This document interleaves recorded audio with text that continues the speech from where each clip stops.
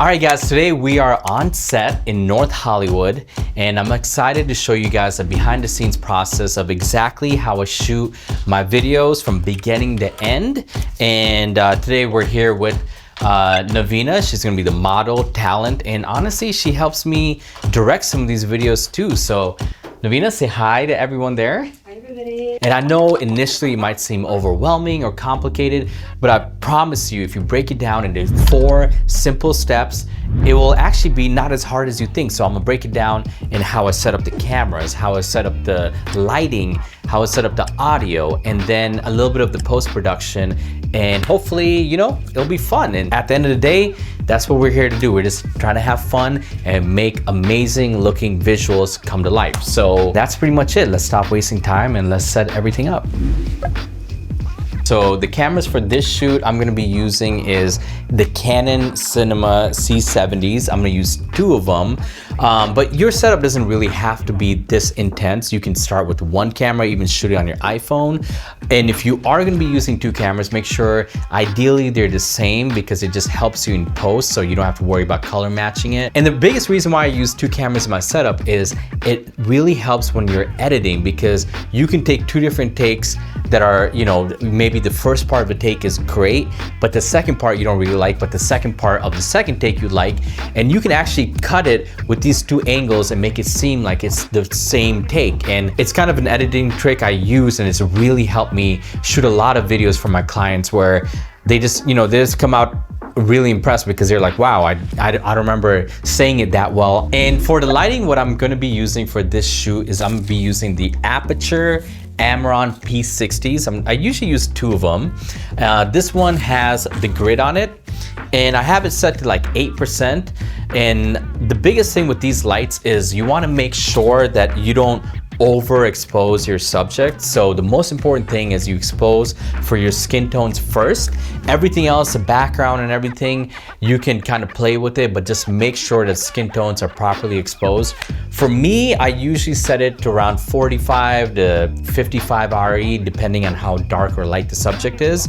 And you can actually really easily do this. Just get a light meter, or you can even set zebras on your camera for that IRE range that you're looking for. And ever since, you know, I started doing that with every camera, when it comes to post, every shot looks the same and every shot looks natural, and that's like the biggest thing you want to go for. Also, I like using these batteries because I don't like having cords. It's just, you know, another one thing less to think about when you're on set, because on production day you don't want to be worrying about, you know, if it has outlets or anything like that. You just want to have fun and start shooting. That's my baby. I got 2 of these babies. And now we're gonna move on to audio. So let's move on to audio. What I usually do is I have a boom mic, usually just barely out of frame. That's gonna give you the big full sound. And that's usually if you have, you know, an assistant. But a lot of times, you know, if it's just a one-man band and you're just shooting it by yourself or with just one other person, what I love to use are these Tentacle Sync packs with these, I believe it was a COS 11D lavaliers. And this is what I'm actually using to record this whole video right now. So I have it plugged in here. And you can also even tape it underneath your shirt, whatever works for you. And what's great about this setup is that it also has a time code generator. So you can put this into multiple cameras. And then when it comes to post, everything will be synced automatically with 1 click. It's like magic. This might be kind of overkill for what you're doing, but you can also use any of the Rode mics or the DJI mics and all of them will sound fantastic. So just make sure you make that the #1 priority. So yeah, why don't we just put everything up and I'll do a little segment of how I shoot my videos. So you ready to take a take? Let's do it. Yes, your first shots are always gonna be the most awkward. Let's do it. Okay. Action. Hi everyone, my name is Navina and I work with White Coat Productions here in Los Angeles. And the favorite thing that we love to do is actually master storytelling. So once we're done with all the prep and the setup and all the boring stuff, now we're here to finally film talent and get the story out.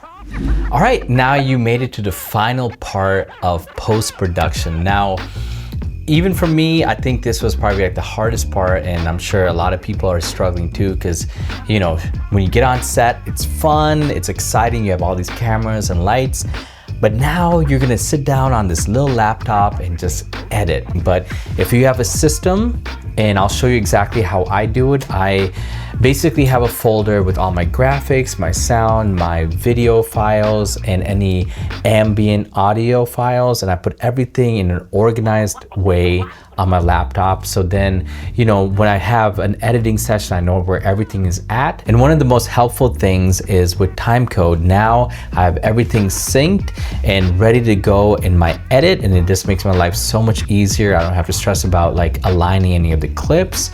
And yeah, so now I'll just sit here for a few hours, have a good little coffee or an energy drink, and just have, you know, a quick, efficient editing session. And that's pretty much the whole process of how I shoot these videos. So there's no magic behind it. You just got to be diligent. You just got to take it step by step, and you too can have videos like this. And that's it. White Coat Productions.